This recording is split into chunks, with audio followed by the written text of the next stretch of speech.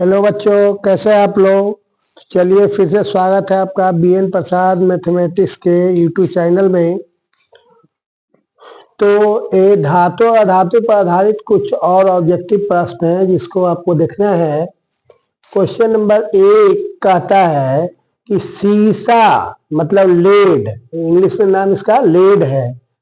सीसा या लेड धातु का मुख्य अयस्क क्या है। ऑप्शन नंबर ए में है सीनेवार HgS, दूसरा में है बॉक्साइट Al2O3.2H2O, तीसरा है PVS गैलेना। तो अगर आप कंफ्यूज नहीं करें, मतलब अगर सूत्र के रूप में जैसे HgS है तो किसी भी जो धातु का अयस्क होगा तो उसमें उस धातु का संकेत पहले निश्चित रूप से होता है। तो यहाँ आप देख रहे हैं कि HgS सूत्र है, इसका मतलब सीसा का संकेत लेड PV होता है और यहाँ Hg है तो उसका अयस्क होगा ही। मतलब इस सिनेवार जो है पारा का एक मुख्य अयस्क है HgS। दूसरा है बॉक्साइट। तो बॉक्साइट का सूत्र देखिए कि Al2O3.2H2, इसमें भी PV नहीं है, तो बॉक्साइट किसका है, एल्युमिनियम का एक मुख्य अयस्क है। तीसरा में आपको सी ऑप्शन में PVS गैलेना, तो यही जो है गैलेना सीसा का एक मुख्य अयस्क है या लीड का मुख्य अयस्क है। तो ऑप्शन नंबर सी बिल्कुल सही जवाब है।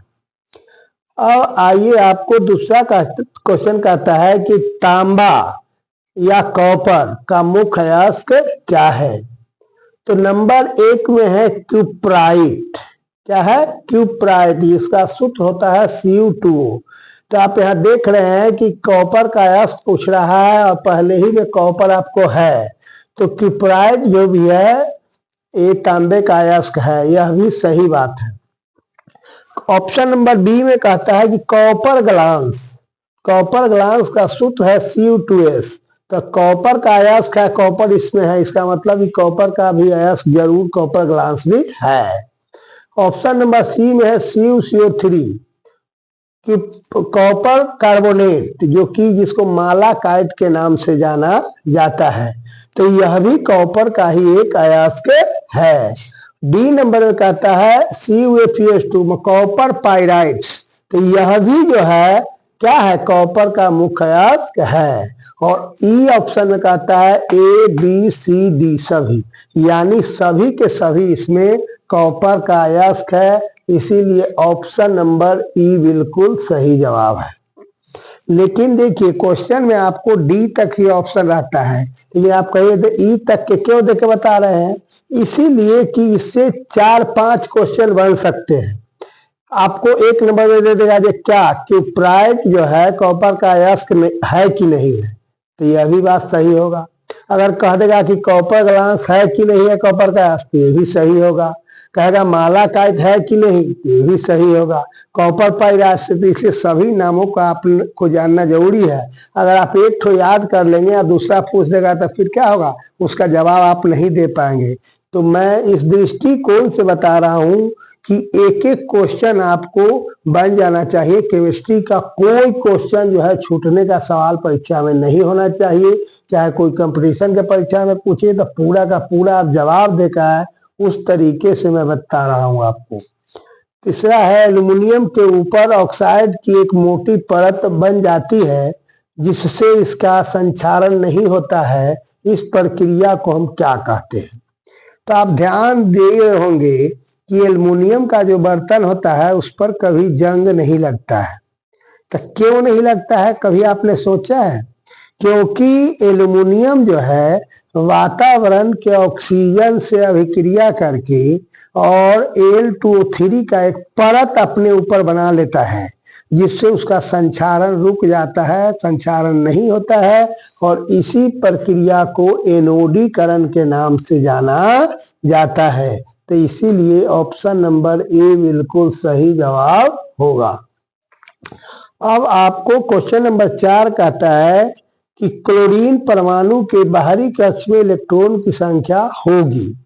तो क्लोरीन जो है वो आपको परमाणु संख्या उसका 17 है और उससे पहले अक्रिय गैस का परमाणु संख्या 10 है। तो आप याद रखेंगे कि किसी भी तत्व का जिसका आपको बाहरी इलेक्ट्रॉन पूछता है तो उससे पहले आप ध्यान दीजिए कि अक्रिय गैस कौन है। तो अक्रिय गैस का जो परमाणु संख्या है उस तत्व के परमाणु संख्या में घटा देने से आपको बाहरी कक्ष में इलेक्ट्रॉन की संख्या जो है ज्ञात हो जाता है। तो क्लोरीन 17 है, उससे पहले आपको नियोन है जिसका परमाणु संख्या 10 है, इसलिए 10 घटने के बाद 7 बचता है, इसलिए ऑप्शन नंबर सी इसका बिल्कुल सही जवाब होगा। मतलब क्लोरीन के बाहरी कक्षा में कै इलेक्ट्रॉन है? 7 इलेक्ट्रॉन है। 5वां नंबर क्वेश्चन कहता है ऑक्सीजन की संयोजकता होती है।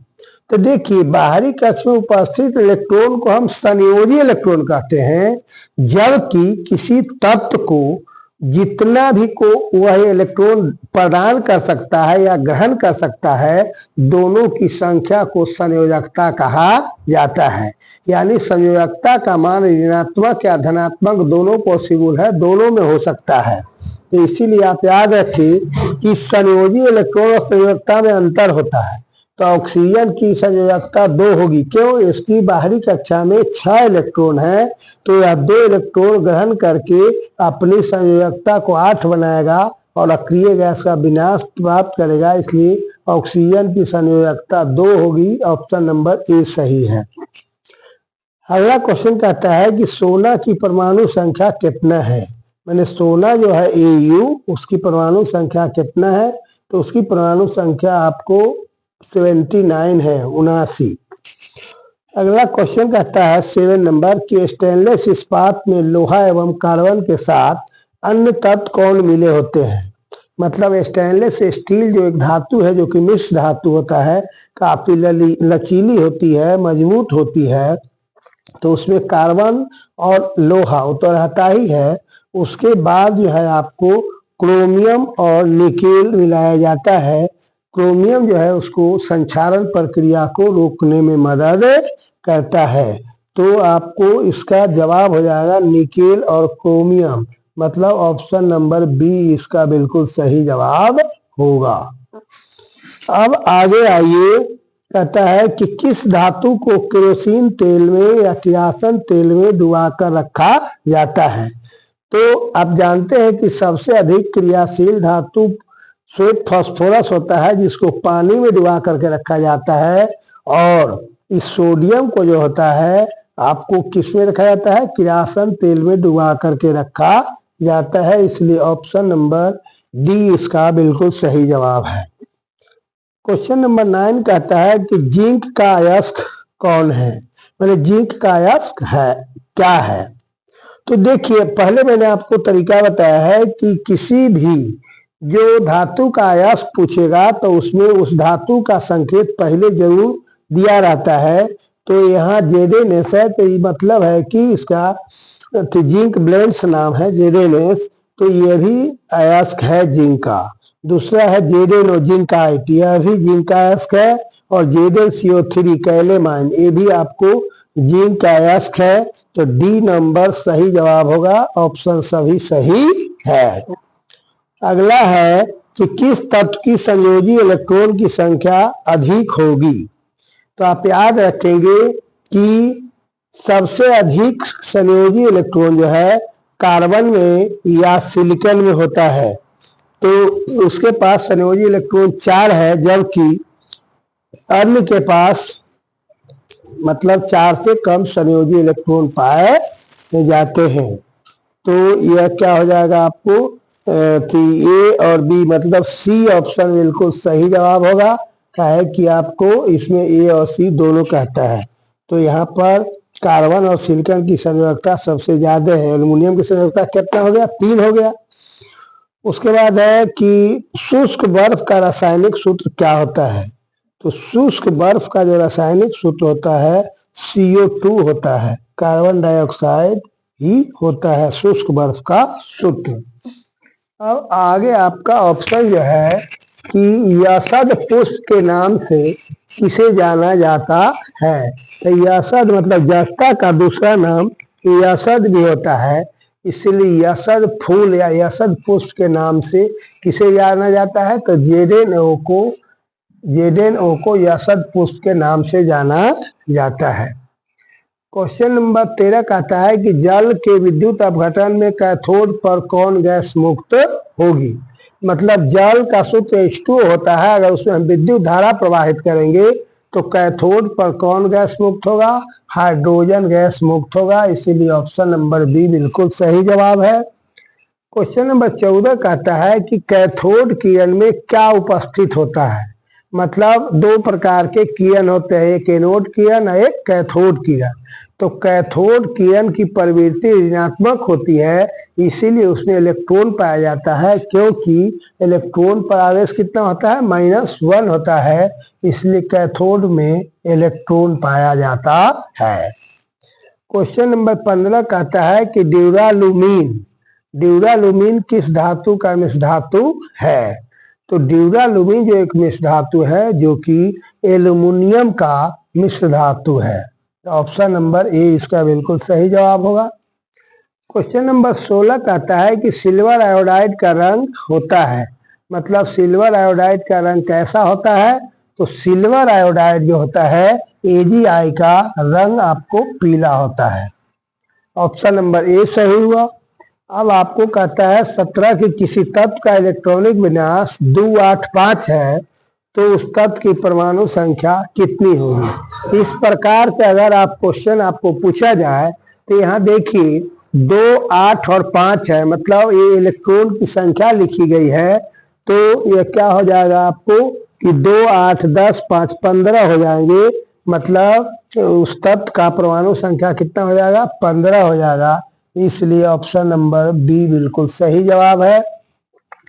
अब आइए आपको 18 सबसे अधिक तन्यता का गुण किसमें पाया जाता है? तो आपको ये पता होना चाहिए कि सबसे अधिक सोना एक ऐसा तत्व है, धातु है, जिसमें तन्यता का गुण सबसे अधिक पाया जाता है, इसीलिए ऑप्शन नंबर ए बिल्कुल सही जवाब है। अब आपको एक सारणी दी गई है जिसमें 1 से लेकर के 33 तक के तत्व के नाम दिए गए हैं और उनकी परमाणु संख्या दी गई है। काहे कि ऑब्जेक्टिव क्वेश्चन में हर साल आपको कभी एल्युमिनियम का परमाणु संख्या पूछ देता है, कभी कैल्शियम का पूछ देता है, कभी सोडियम का, कभी मैग्नीशियम का, कभी पोटेशियम का, कभी लोहा का, कभी जिंक का, इसलिए आप 1 से 30 तक के टोटल तत्व का अगर परमाणु संख्या और संकेत याद कर लेते हैं तो आपको कोई भी क्वेश्चन पूछेगा पूरा का पूरा जवाब आप लिख करके आइएगा। इसीलिए इसको भी ध्यान से आप 1 से 30 तक के तत्व का नाम और परमाणु संख्या याद कर लेंगे, जैसे hydrogen, helium, lithium, beryllium, boron, carbon, nitrogen, oxygen, fluorine, neon, sodium. तो हाइड्रोजन का 1, हीलियम का 2, लिथियम का 3, बेरिलियम का 4, बोरॉन का 5, कार्बन का 6, नाइट्रोजन का 7, ऑक्सीजन का 8, फ्लोरीन का 9, नियॉन का 10, सोडियम का 11, मैग्नीशियम का 12, aluminium 13, silicon 14, phosphorus 15, sulphur 16, chlorine 17, argon 18, potassium 19, calcium 20, scandium 21, titanium 22, vanadium 23, chromium 24, manganese 25, ferrous 26, cobalt 27, nickel 28, copper 29, zinc 30, gallium 31, germanium 32 और आर्सेनिक 33 तत्व का नाम आपको लिखा हुआ है। इसको आप सीरियल रूप से याद कर लेंगे, सारा का सारा क्वेश्चन बना के आएंगे। तो देखते रहिए BN प्रसाद मैथमेटिक्स का यूट्यूब चैनल को सब्सक्राइब करें और वीडियो को लाइक करें। जय हिंद, जय भारत।